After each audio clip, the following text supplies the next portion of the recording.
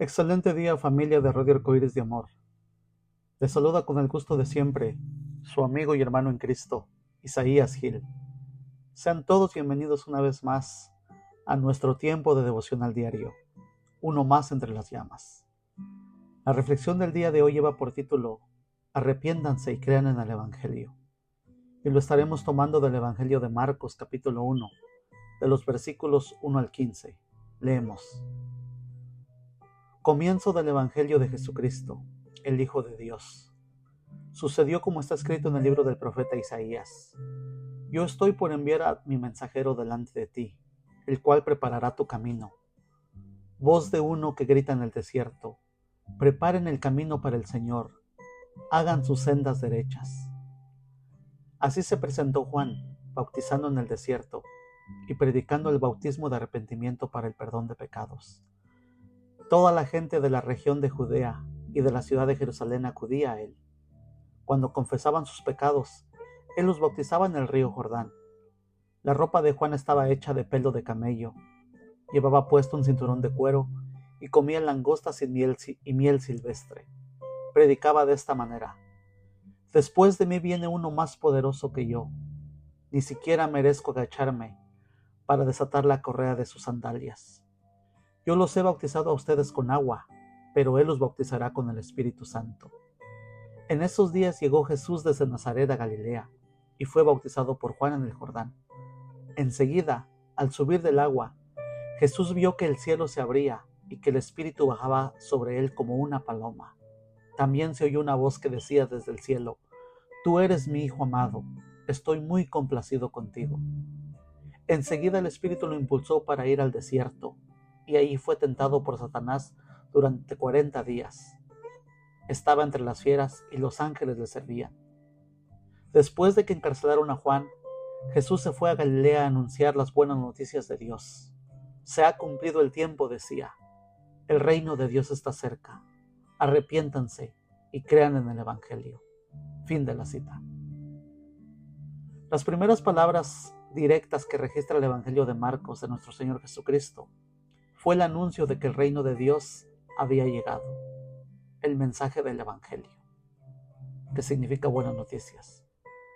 Incluye en algún sentido este mensaje, especialmente por el hecho de que Jesús estaba vivo y en persona. Incluía un mensaje de urgencia en aquellos a quienes enseñaba, ya que la espera se había terminado. El futuro cumplimiento de las profecías mesiánicas en todo el Antiguo Testamento había llegado.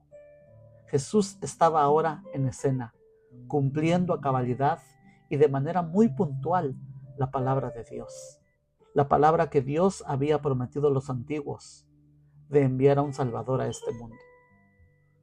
Como lo podemos leer en la carta a los Gálatas en el capítulo 4, versículo 4. Pero cuando se cumplió el plazo, Dios envió a su Hijo, nacido de una mujer y nacido bajo la ley.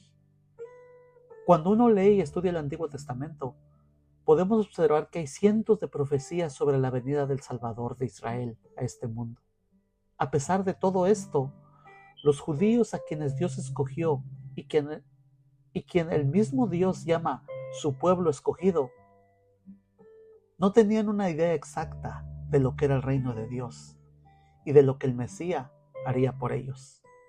Creían que el Mesías los conduciría hacia la independencia política, hacia la paz civil y a la prosperidad personal y material, liberándolos del yugo del Imperio Romano.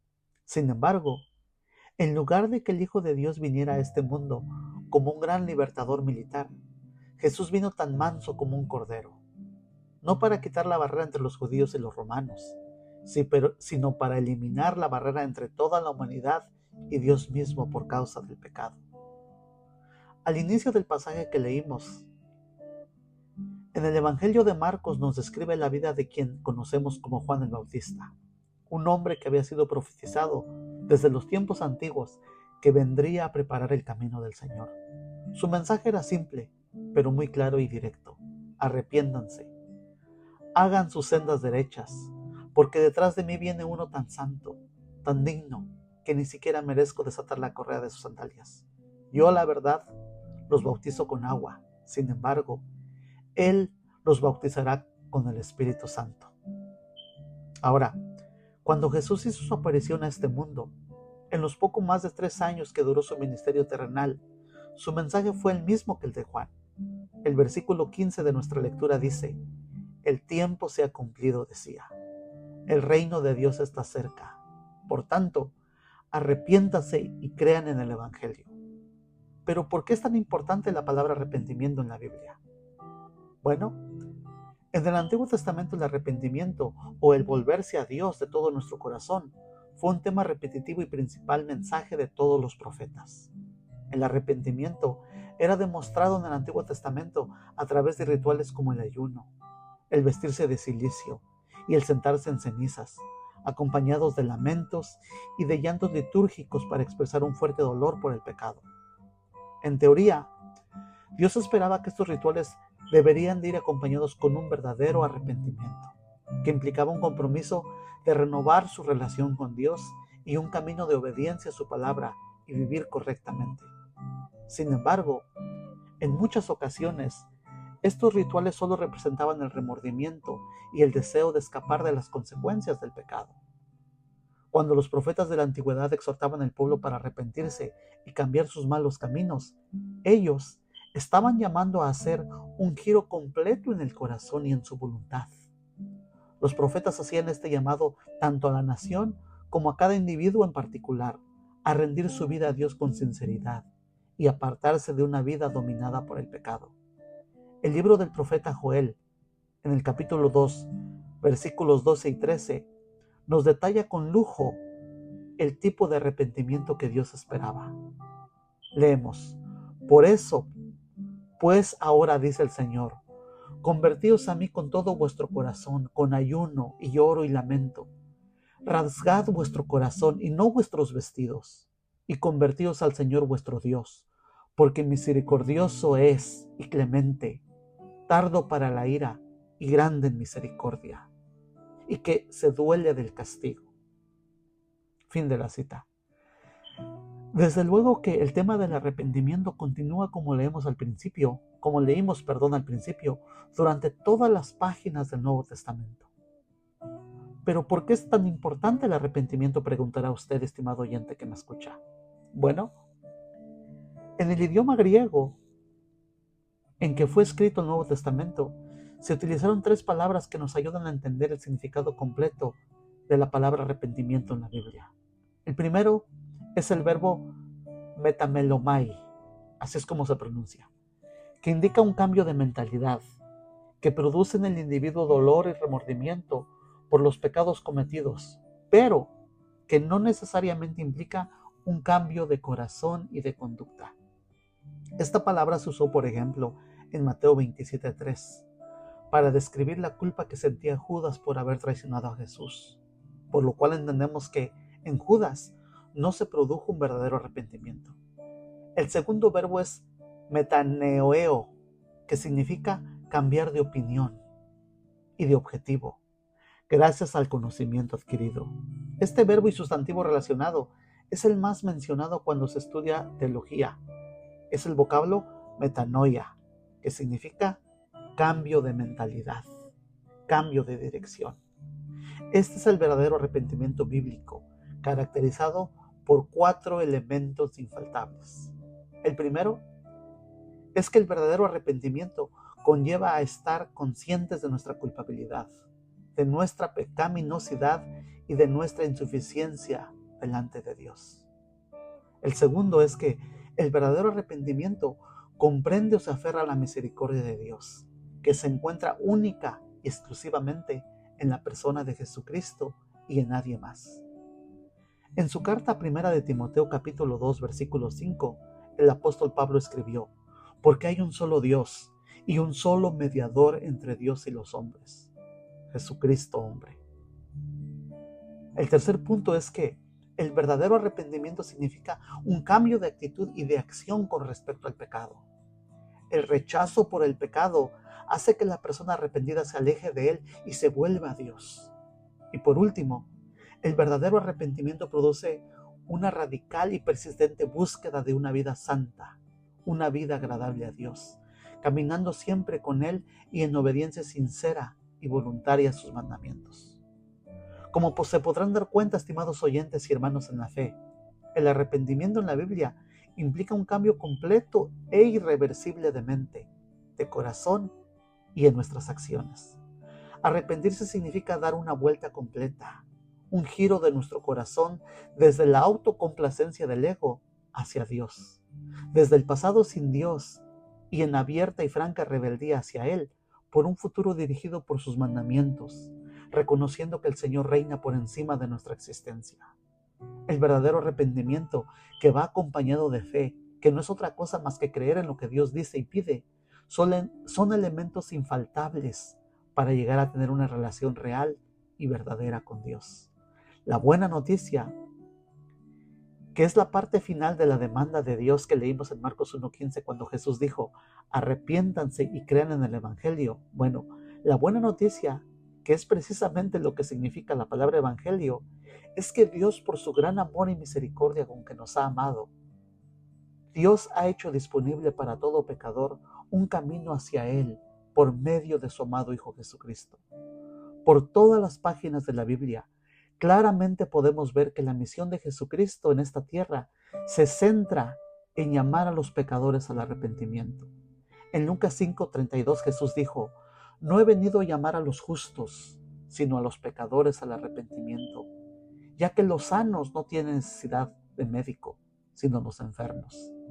Tal vez usted, quien quiera que sea que me escuche en esta hora, piense que no es un pecador y por lo tanto no necesita arrepentirse por la forma en que ha vivido su vida sin Dios. De hecho, algunas personas se consideran pecadoras, pero no tan malas como para que Dios no las acepte. Sin embargo, la Biblia dice que todos somos pecadores y que estamos destituidos de la gloria de Dios. De modo entonces, que si alguno no cree en este glorioso mensaje y rechaza la salvación que Dios ofrece por medio de Jesucristo, ha rechazado el único medio que existe para que Dios lo perdone y lo reciba cuando parta de este mundo. Estimado oyente que me escucha, si es honesto, debe reconocer que usted no es una buena persona, al menos no todo el tiempo, y que Dios no lo juzgará a usted ni a mí de acuerdo a nuestras reglas y leyes. No, Él nos juzgará de acuerdo a su palabra, de acuerdo a su estándar que es tan elevado y que ningún ser humano puede ni podrá cumplir, salvo nuestro Señor Jesucristo.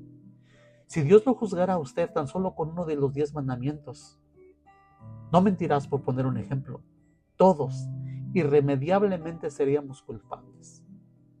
Si Dios nos juzgara por el 4.º mandamiento, que dice: honra a tu padre y a tu madre, igualmente todos seríamos encontrados culpables y merecedores de la condenación eterna, ya que todos en algún sentido hemos deshonrado a nuestros padres, que en su gran mayoría, y aún con sus propias fallas, lo único que hicieron fue amarnos y darnos lo mejor de sí, y con todo y eso fuimos desleales con ellos en el menor de los casos. La verdad es que no hay para dónde hacerse. Si alguien quiere justificarse ante Dios por sus propias obras, entiéndase, por su supuesta obediencia, que no existe, sería encontrado miserablemente culpable, ya que Dios exige en este sentido obediencia absoluta a todos sus mandamientos, siempre, todo el tiempo y bajo toda circunstancia. Por eso es que la Biblia dice que nadie puede guardar las obras de la ley y que por intentar hacerlo nadie será salvo, porque nadie las puede guardar, ya que los mandamientos de Dios, que son una manifestación tan elevada de su carácter y de su ser, lo único que revela en nosotros cuando nos miramos en ellos, cuando nos asomamos en los mandamientos de Dios, es nuestra pecaminosidad y nuestra insuficiencia para salvarnos por nosotros mismos. La buena noticia es que Dios nos ofrece una vida nueva en Jesucristo. Pero eso solo se obtiene por arrepentirse con sinceridad y por creer con todo nuestro corazón en el Evangelio. ¿Qué hará usted? El consejo de Dios es arrepentirnos, volvernos de nuestros malos caminos y rendirnos a Él, absoluta y voluntariamente. Pero eso es algo que nadie puede hacer por usted, ya que solo se llega a ese entendimiento y a esa decisión por voluntad propia, cuando Dios nos alumbra con su gloriosa verdad. Cuando Jesús estuvo aquí en la tierra, multitudes oyeron este mensaje. Sin embargo, no todos creyeron. Espero y deseo con todo mi ser que usted no sea uno de ellos, sino uno de aquellos de quienes hemos abrazado este glorioso mensaje de salvación y que hemos experimentado y recibido el amor y la misericordia de Dios en nuestras vidas. Gloria a Dios por sus buenas noticias. Gloria a Dios por su buena voluntad para con los hombres. Estimado oyente que me escucha, arrepiéntase y crea en el Evangelio. Y la mejor manera, es más, la única manera de conocer a Dios es por medio de su palabra. Te invito, le insto, por amor de su alma, que lea la Biblia, conozca a Dios por medio de la Biblia, ya que sin ella todos podemos hacer una larga lista de lo que Dios es. Sin embargo, la única verdad confiable se encuentra en las páginas de la Biblia, ya que es el testimonio que Dios nos ha dejado para conocerle. Oremos. Gracias, Dios. Gracias por no dejarnos en nuestra ignorancia. Gracias por tu palabra, por el testimonio fidedigno que tenemos de ti. Gracias porque a través de la Biblia, Señor, podemos conocer y entender tus planes y tus mandamientos.